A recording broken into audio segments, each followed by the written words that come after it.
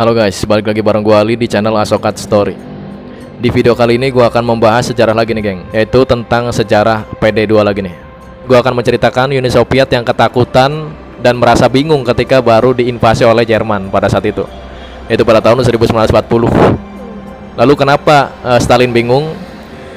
Menurut kalian nih gengs, apa yang membuat Stalin selaku penguasa atau presiden Uni Soviet bingung pada saat itu ketika diinvasi oleh Jerman pada tahun 1940?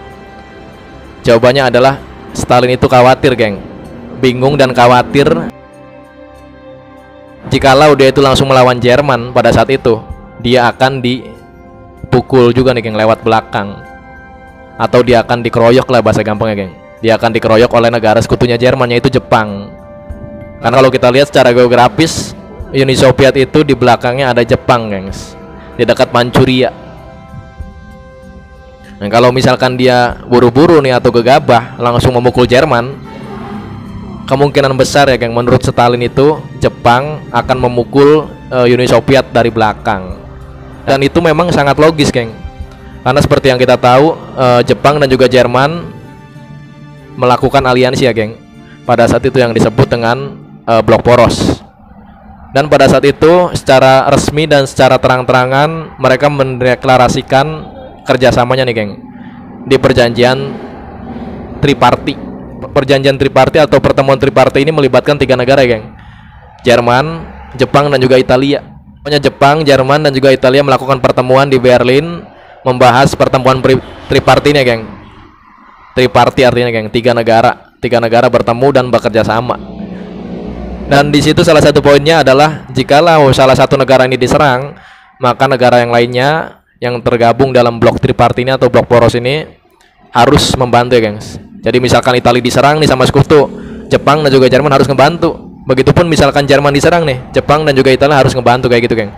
Makanya Stalin bingung dan juga takut pada saat Jerman pertama kali menginvasi ya geng. Maka dari itu Uni Soviet mengirimkan intel-intel rahasianya nih ke Jepang pada saat itu selama beberapa hari untuk mengintai nah geng, untuk mengintai apakah Tokyo atau Jepang lah ya, Jepang mengirimkan bala bantuan untuk Jerman untuk menggempur Uni Soviet di Eropa Timur sana. Karena pada saat itu Manchuria itu udah dikuasai Jepang gengs, bahkan sebelum Perang Dunia Kedua itu pecah. Bahkan jauh sebelum Perang Dunia Pertama geng, Manchuria atau bagian dari Uni Soviet sana di dekat Jepang itu udah dikuasai Jepang di Perang Sino-Japan. Perang Russo-Japan geng. Perang Russo-Japan ketika tahun 1901 sampai 1903. Jadi sangat wajar kalau misalkan Stalin itu mikir nih, kalau gue buru-buru nyerang Jerman atau mukul Jerman, bisa jadi gue dipukul dari belakang nih sama Jepang.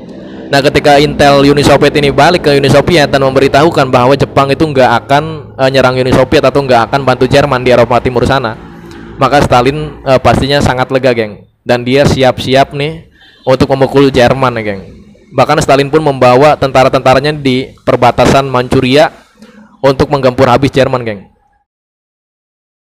Jadi tentara Uni Soviet yang dekat dengan Jerman pada saat itu nggak langsung nggak langsung dikirimkan gitu loh geng. Tentara yang jauh di timur sana dulu nih, yang suhunya lebih ekstrim plus daya tahan tubuh tentaranya itu lebih kuat geng. Lebih kuat dalam arti menahan dingin maksud gue geng. Karena gini gengs, musim dingin di Uni Soviet dan juga musim dingin di Asia atau di Eropa Barat nih beda. Kalau di Eropa Barat suhu terdinginnya itu paling ya minus 30 lah geng, minus 30, minus 40. Kalau di Uni Soviet atau sekarangnya Rusia beda gengs, suhu terdinginnya bisa nyampe 70 derajat.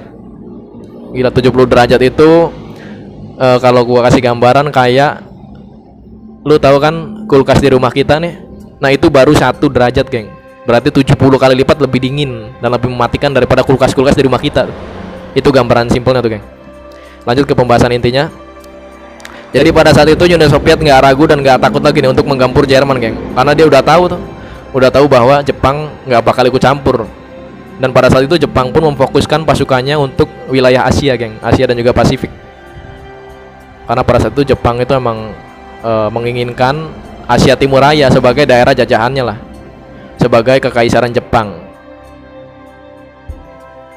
Kalau kita tahu ketika Perang Dunia Kedua, Jerman sangat fokus dan sangat menginginkan untuk menguasai Eropa. Beda dengan Jepang ya geng. Kalau Jepang itu sangat menginginkan menjadi penguasa nomor 1 di Asia. Bahkan pada saat itu Jepang mempropagandakan bahwa setiap negara-negara yang dia singgah ini, dia adalah saudara tua, geng. Saudara tua dari Jepang kayak gitu loh. Misal nih Jepang ke Nusantara. Nah, tentara Jepang itu nggak langsung memerangi mereka, geng. Mereka membumbui dan menasehati bahwa Nusantara ini atau penduduk pribumi pada saat itu bersaudara, geng, dengan orang Jepang. Karena kan kulitnya sama, tinggi badannya sama, matanya juga sama kayak gitu loh, geng. Kalau negara-negara yang udah dipropagandai dan dinasihati seperti itu masih ngelawan, baru tuh Jepang melakukan peperangan dengan negara tersebut, geng. Ya mirip-mirip lah kayak propagandanya Jerman, geng. Kalau Jerman itu ketika mendatangi suatu negara, dia mempropagandakan bahwa kalau misalkan ada ras Arya, berarti kita saudara.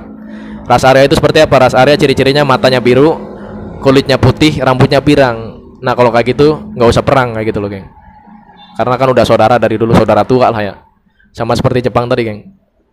Pada saat itu Uni Soviet sudah nggak ragu dan dia langsung membabat habis nih, geng, pasukannya si kumis kotak. Dan pada saat itu Jerman sangat-sangat kewalahan karena beberapa sebab nih, geng. Di antaranya medannya yang sangat dingin. Akibat medannya sangat dingin ini, para tentara banyak yang kena penyakit. Terus juga alutista Jerman pada rusak. Kayak mesin-mesin tanknya pada macet, senapan-senapan juga pada beku jadi macet. Di samping itu Jerman nggak mempunyai logistik atau pasukan logistik Jerman itu sangat-sangat minim, gengs. Jadi di sana tentara yang masih masih prima jadi loyo gitu loh, gengs. Kenapa? Karena senapan mereka udah nggak ada pelurunya. Mungkin di saat pelurunya ada, mereka udah nggak ada tenaga gitu loh, gengs, karena nggak ada makanan.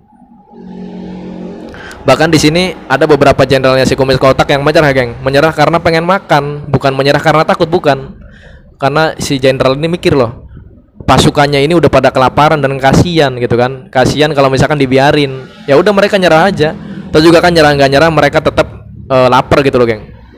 Makanya mereka lebih milih menyerah untuk menghemat tenaga plus mereka ingin dikasihani nih oleh pihak musuh.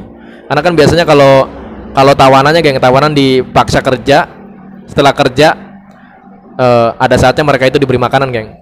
Nah, itu pikir jenderalnya si kumis kotak.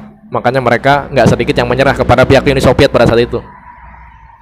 Pada tahun 1942 pasukan Jerman pun digulung mundur dan berhasil dikalahkan ya oleh pihak Uni Soviet, geng. Bersamaan dengan itu Uni Soviet pun terus melaju sampai ke Berlin ketika tahun 1944. Dan pada tahun 1944 Perancis pun sudah berhasil direbut kembali oleh pihak sekutu. Setahun setelahnya, yaitu pada tahun 1945, Jerman tekuk lutut dan berhasil dikalahkan. Terima kasih buat kalian yang sudah menyaksikan video gue ini dari menit pertama sampai menit akhir. Dan buat kalian suka dengan video gue, pasti lu udah klik tombol subscribe dan logo bel dari samping gue. Kita ketemu di video berikutnya. Terima kasih.